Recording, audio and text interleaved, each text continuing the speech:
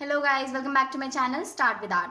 तो आज की वीडियो का जो मेन मोटिव है वो ये है कि मैं आप लोगों की थ्योरी पार्ट जो है वो बहुत अच्छे से क्लियर करना चाहती हूँ बेसिकली।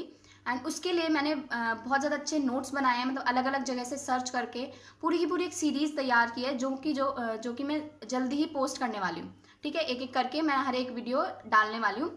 तो अभी इसके बाद मैं आपको टॉपिक से इंट्रोड्यूस कराऊंगी कि कौन कौन से टॉपिक्स उसमें हम कवर करेंगे। ठीक है, उसमें ऑलमोस्ट सारा का सारा बीएफए का जो कंटेंट है, यानी कि बीएफए में जो भी आ सकता है बेसिकली बीएचयू में, जामिया में या फिर कॉलेज ऑफ आर्ट की थ्योरी में, तो उस टॉपिक्स को मैंने उसमें इंक्लूड किया है। एंड स्टार्टिंग से एंडिंग तक मतलब आपको कोई टेंशन लेने की ज़रूरत ही नहीं है बेसिकली।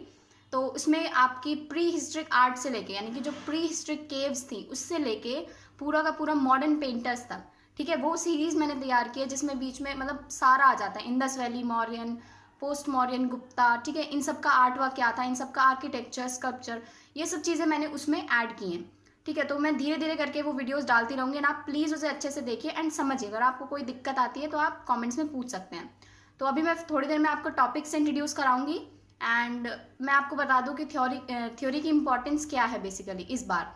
तो जैसा कि आपको पता है ना कि 2020 में क्या हुआ था, कॉलेज ऑफ आर्ट ने पूरा का पूरा जो मतलब प्रैक्टिकल एग्जामिनेशन, मतलब जो एग्जामिनेशन लिया था, एंट्रेंस लिया था, वो थ्योरी बेस्ड लिया था। ठीक है, तो उसमें 150 की मार्क्स की थ्योरी आई थी एंड 70 क्वेश्चंस थे ऑलमोस्ट। एंड वो 70 क्वेश्चंस में जीके का पार्ट भी काफ़ी सारा था एंड काफ़ी सारा आर्ट एंड कल्चर का पार्ट था जो कि बहुत डीप से आया था।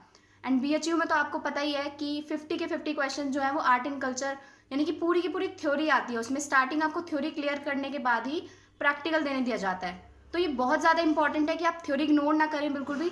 एंड थ्योरी को अभी से पढ़ना स्टार्ट करेंगे ना आप, तभी आप एंट्रेंस क्लियर कर पाएंगे। तो जो बच्चे सीरियस हैं बीएफए एग्जाम को क्लियर करने के लिए, वो इस सीरीज़ को देख सकते हैं, पढ़ सकते हैं, समझ सकते हैं। इसमें मैं आपको एक एक डिटेल्ड एक्सप्लेनेशन देने वाली हूँ and I don't think so कि आपको कोई दिक्कत होगी, क्योंकि वो मेरे जो नोट्स हैं वो मैंने खुद से आप लोगों के लिए प्रिपेयर किए हैं। एंड तो चलिए पहले मैं आपको जो है टॉपिक्स से इंट्रोड्यूस करा देती हूँ कि हम क्या क्या टॉपिक्स पढ़ने वाले हैं बेसिकली, जो कि बहुत इंपॉर्टेंट है। आपको पता होना चाहिए ना कि हम इस सीरीज़ में एक्चुअली पढ़ेंगे क्या, मतलब बीएफए का सिलेबस क्या है एक्चुअली। ठीक है, तो चलिए स्टार्ट करते हैं। तो ये सारे हैं आपके टॉपिक्स जो कि मैंने बहुत सारे एग्ज़ाम पेपर्स में से देख के, ठीक है, कि किस टाइप के क्वेश्चंस आते हैं, तो मैंने पूरी की पूरी एक लिस्ट तैयार की आप लोगों के लिए कि इन टॉपिक्स में से क्वेश्चन ज़रूर आता है। एंड अगर आप इन टॉपिक्स को ही क्लियर कर लेते हैं तो आपके लिए जो एमसीक्यू है वो अटेम्प्ट करना बहुत ज़्यादा ईजी हो जाएगा। एंड एमसीक्यू रटने से कुछ नहीं होने वाला है, क्योंकि क्या होता है एग्ज़ाम में एमसीक्यू जब आप देखते हैं ना तो बहुत सारे क्वेश्चंस ऐसे होते हैं कि जो उसी टॉपिक से रिलेटेड होते हैं एंड आपने कुछ पढ़ा होता है एंड एमसीक्यू जो है वो किसी और चीज़ से रिलेटेड आ जाता है। तो आप रिग्रेट करते हैं कि काश इस टॉपिक को और ज़्यादा अच्छे से पढ़ लिया होता।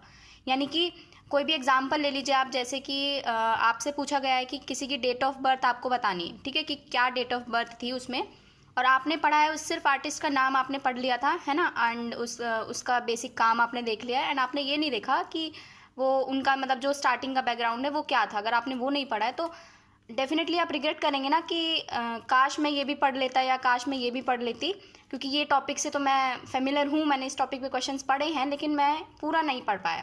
ठीक है, तो इसी डाउट को क्लियर करने के लिए आपके लिए मैंने पूरी एक सीरीज़ तैयार की है, देखिए। ठीक है, 20 टॉपिक्स हैं, इनके अंदर भी सब टॉपिक्स हैं, इनके अंदर बहुत सारे सब टॉपिक्स हैं एंड तो वो हम स्टेप बाय स्टेप क्लियर करेंगे। तो सबसे पहला जो है Indian architecture, sculpture and pottery, यानी कि ये एक ही टॉपिक है बेसिकली। एंड इसमें हम पढ़ेंगे कि प्री हिस्ट्री से लेके, यानी कि प्री हिस्ट्री से लेके एंड पूरा का पूरा जो हम कह सकते हैं ना कि जब ब्रिटिशर्स आए थे उन्होंने क्या आर्किटेक्चर बनवाया, किस टाइप के स्कल्पचर्स बने, पूरा Indus, Harappa and Mauryan, post Mauryan, Gupta age में क्या क्या बना, ठीक है, और मुगल्स के आने के टाइम पे, दिल्ली सल्तनत के आने के टाइम पे कौन सा आर्किटेक्चर बना था। तो इसमें हम ये सब कवर करने वाले हैं एंड बिलीव मी ये सीरीज़ बहुत ही ज़्यादा इंटरेस्टिंग और यूज़फुल होने वाली है आप लोगों के लिए अगर आप इसे अच्छे से पढ़ते हैं तो। एंड नेक्स्ट टॉपिक है इंडियन पेंटिंग्स।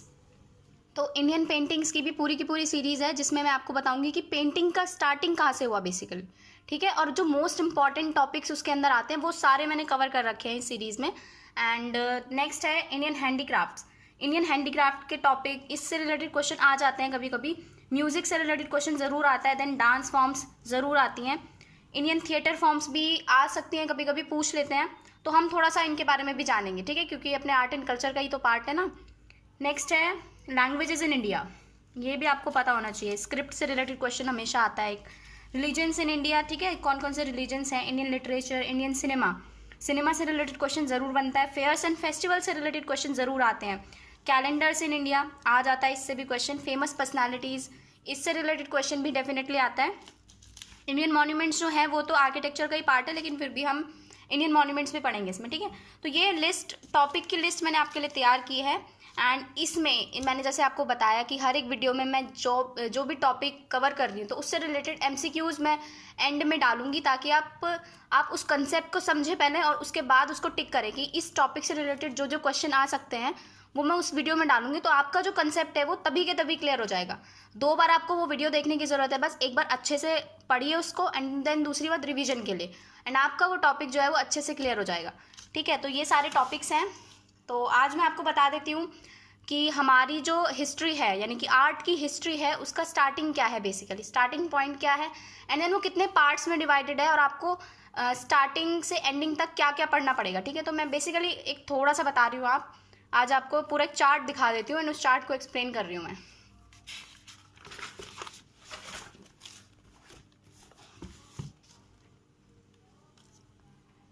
तो गाइज ये है classification of Indian architecture and paintings. तो मैंने ये पूरा का पूरा चार्ट बनाया है, जो हमारी जो इंडियंस की आर्ट हिस्ट्री है वो किस पार्ट्स में डिवाइडेड है। तो सबसे पहले जो है एंशिएंट इंडिया, यानी कि एंशिएंट इंडिया कितने पार्ट्स में डिवाइडेड है वो इसमें मैंने पूरा का पूरा ये चार्ट बनाया, आप देख सकते हैं। सबसे पहला है हड़प्पन आर्ट, ठीक है, यानी कि हड़प्पन्स, यानी कि इंडस वैली सिविलाइजेशन से पहले जो प्री हिस्ट्री थी उसमें तो कोई आर्किटेक्चर या इस टाइप का कुछ बना नहीं था, तो सबसे पहले सिविलाइजेशन ही यही थी, ठीक है। तो इसी से ही स्टार्टिंग हुई है। आपको पता ही है ना कि यहाँ का टाउन प्लानिंग और ये सब चीज़ें कितनी ज़्यादा फेमस है, तो यहाँ से आर्किटेक्चर की स्टार्टिंग हुई है। एंड पेंटिंग्स का हम नहीं कह सकते इतना ज़्यादा, बस पोट्री पे हमें थोड़ा बहुत चित्रकारी मिली है, थोड़ी बहुत, वो भी बहुत कम है, ठीक है। नेक्स्ट है मॉडर्न आर्ट, इसमें बहुत सारे पिलर्स, अशोकन पिलर्स बने हैं, तो उसके बारे में हम पढ़ने वाले हैं। देन पोस्ट मॉडर्न आर्ट, इसमें सांची स्तूप को और अच्छे से बनाया गया था, ठीक है। गुप्ता एज में जो अजंता एंड एलोरा की बेसिकली वो है ना कि केव्स हैं, उसके बारे में हम डिटेल में पढ़ेंगे कि कौन कौन सी पेंटिंग्स वहाँ की फेमस है, किस मटेरियल, किस टेक्निक से उन्हें बनाया गया है। तो ये सारे के सारे टॉपिक्स मैं उसमें कवर करूँगी। देन साउथ इंडियन आर्ट, जिसमें कि हम टेम्पल्स के बारे में पढ़ेंगे, यानी कि नॉर्थ में और साउथ में टेम्पल्स में क्या डिफरेंस था, ठीक है, यानी कि किस किस टाइप के वो टेम्पल्स बनाए जाते थे, हम वो पढ़ेंगे इसमें।